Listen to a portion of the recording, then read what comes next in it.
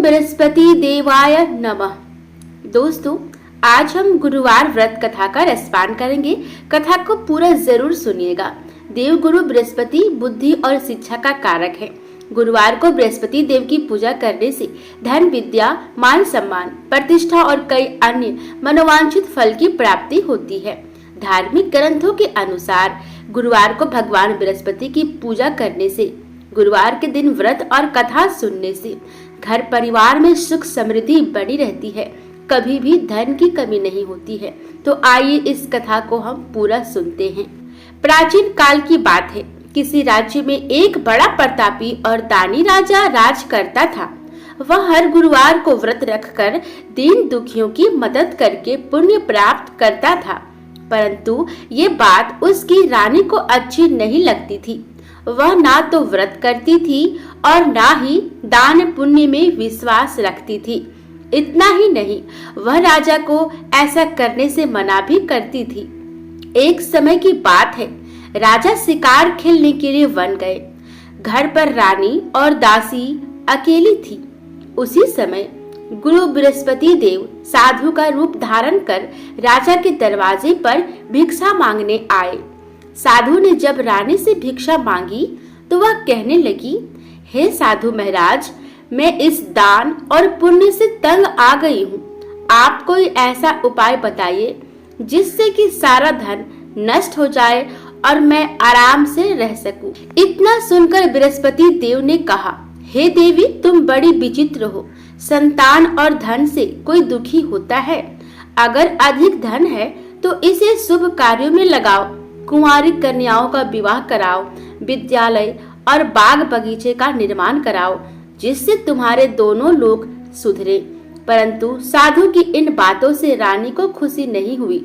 उसने कहा कि मुझे ऐसे धन की आवश्यकता नहीं है जिसे मैं दान दूं और जिसे संभालने में मेरा सारा समय नष्ट हो जाए। तब साधु ने कहा, अगर तुम्हारी ऐसी इच्छा है तो मैं जैसा तुम्हें बताता हूँ तुम वैसा ही करना। गुरुवार के दिन तुम घर को गोबर से लीपना, अपने बालों को पीली मिट्टी से धोना, राजा से हजामत बनाने को कहना, भोजन में मांस मंदिरा का प्रयोग करना, कपड़े धोबी के यहाँ धुलने देना। इस प्रकार 7 बृहस्पतिवार करने से तुम्हारा समस्त धन नष्ट हो जाएगा। इतना कहकर साधु के रूप में बृहस्पति देव अंतर ध्यान हो गए। साधु के अनुसार कई बातों को पूरा करते हुए रानी को केवल 3 बृहस्पतिवार ही बीते थे कि उसकी समस्त धन संपत्ति नष्ट हो गई। भोजन के लिए राजा का परिवार तरसने लगा। तब एक दिन राजा ने रानी से बोला कि हे रानी, तुम यहीं रहो, मैं दूसरे देश को जाता हूँ, क्योंकि यहाँ पर सभी लोग मुझे जानते हैं, इसलिए मैं कोई छोटा कार्य नहीं कर सकता। ऐसा कहकर राजा दूसरे देश चला गया। वहाँ वह जंगल में लकड़ी काट कर लाता और शहर में बेचता। इस तरह वह अपना जीवन व्यतीत करने लगा। इधर राजा के परदेश जाती ही रानी और दासी दुखी रहने लगी। एक बार जब रानी और दासी को 7 दिन तक बिना भोजन के रहना पड़ा, तो रानी ने अपनी दासी से कहा, हे दासी, पास के नगर में मेरी बहन रहती है, वह बड़ी धनवान है, तो उसके पास जा और कुछ ले आ, ताकि थोड़ी बहुत गुजर बसर हो जाए। दासी रानी की बहन के पास गई। उस दिन गुरुवार था और रानी की बहन उस समय बृहस्पतिवार व्रत की कथा सुन रही थी। दासी ने रानी की बहन को अपनी रानी का संदेश दिया, लेकिन रानी की बड़ी बहन ने कोई उत्तर नहीं दिया। जब दासी को रानी की बहन से कोई उत्तर नहीं मिला तो वह बहुत दुखी हुई और उसे क्रोध भी आया। दासी ने वापस आकर रानी को सारी बात बता दी। यह सुनकर रानी ने अपने भाग्य को कोसा। उधर रानी की बहन ने सोचा कि मेरी बहन की दासी आई थी, परंतु मैं उससे नहीं बोली, इससे वह बहुत दुखी हुई होगी। कथा सुनकर और पूजा समाप्त करके वह अपनी बहन के घर आई और कहने लगी, हे बहन, मैं बृहस्पतिवार का व्रत कर रही थी। तुम्हारी दासी मेरे घर आई थी, परंतु जब तक कथा होती है तब तक ना तो उठते हैं और ना ही बोलते हैं, इसलिए मैं नहीं बोली। बताओ दासी क्यों आई थी? रानी बोली, बहन तुमसे क्या छिपाऊं, हमारे घर में खाने तक को अनाज नहीं है।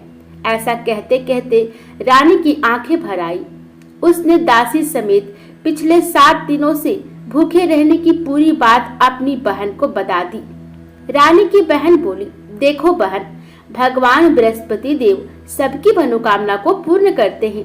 देखो शायद तुम्हारे घर में अनाज रखा हो। पहले तो रानी को विश्वास नहीं हुआ, पर बहन के आग्रह करने पर उसने अपनी दासी को अंदर भेजा तो उसे सचमुच अनाज से भरा एक घड़ा मिला। यह देखकर दासी को बड़ी हैरानी हुई। दासी रानी से कहने लगी, हे रानी, जब हमको भोजन नहीं मिलता तो हम व्रत ही तो करते हैं, इसलिए क्यों ना इनसे व्रत और कथा की विधि पूछ ली जाए ताकि हम भी व्रत कर सके। तब रानी ने अपनी बहन से बृहस्पतिवार व्रत के बारे में पूछा।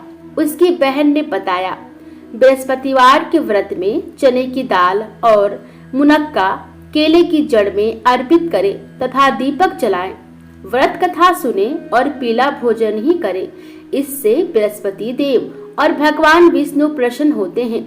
व्रत और पूजा की विधि बताकर रानी की बहन अपने घर को लौट गई। 7 दिन के बाद जब गुरुवार आया तो रानी और दासी ने व्रत रखा। वह घुड़साल में जाकर चना और गुड़ लेकर आई। फिर उसने केले की जड़ तथा विष्णु भगवान की पूजा की। अब पीला भोजन की चिंता को लेकर दोनों बहुत दुखी हुई। चूंकि उन्होंने व्रत रखा था, इसलिए बृहस्पति देव उनसे प्रसन्न थे। वह एक साधारण व्यक्ति का रूप धारण कर 2 थालों में पीला भोजन दासी को दे गए। भोजन पाकर दासी प्रसन्न हुई और फिर रानी के साथ मिलकर भोजन ग्रहण किया। उसके बाद वह सभी गुरुवार को व्रत और पूजा करने लगी। बृहस्पति देव की कृपा से उनके पास फिर से धन संपत्ति आ गई, परंतु रानी फिर से पहले की तरह आलस्य करने लगी। तब दासी बोली, देखो रानी, तुम पहले भी इस प्रकार आलस्य करती थी। तुम्हें धन रखने में कष्ट होता था, इस कारण सभी धन नष्ट हो गया। और अब जब देव बृहस्पति की कृपा से धन मिला है तो तुम्हें फिर से आलस्य होने लगा है। रानी को समझाते हुए दासी कहती है कि बड़ी मुसीबतों के बाद हमने ये धन पाया है, इसलिए हमें दान पुण्य करना चाहिए, भूखों को भोजन कराना चाहिए और धन को शुभ कार्यों में खर्च करना चाहिए। इससे तुम्हारे कुल का यश बढ़ेगा, स्वर्ग की प्राप्ति होगी और पितृ प्रसन्न होंगे। दासी की बात मानकर रानी अपना धन शुभ कार्यों में खर्च करने लगी। इससे पूरे नगर में उसका यश बढ़ने लगा। बृहस्पतिवार व्रत कथा के बाद श्रद्धा के साथ आरती भी करनी चाहिए। इसके बाद प्रसाद बांटकर उसे ग्रहण करना चाहिए। तो दोस्तों, ये थी बृहस्पति देव की महिमा। कथा आपको कैसी लगी हमें बताइएगा और बृहस्पतिवार का व्रत आप भी करें ताकि आपके घर में धन संपत्ति की कमी ना हो, किसी भी प्रकार की कोई भी परेशानी ना हो। मिलते हैं अगली कथा में।